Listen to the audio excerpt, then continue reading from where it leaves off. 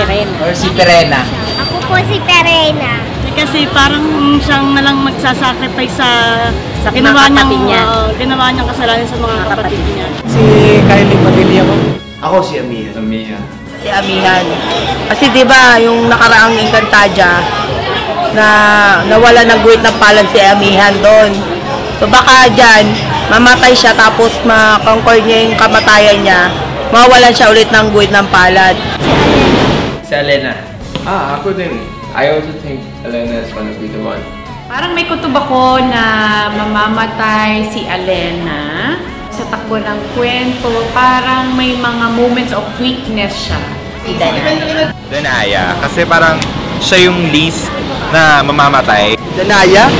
Wala lang, hula lang. Walang mamamatay.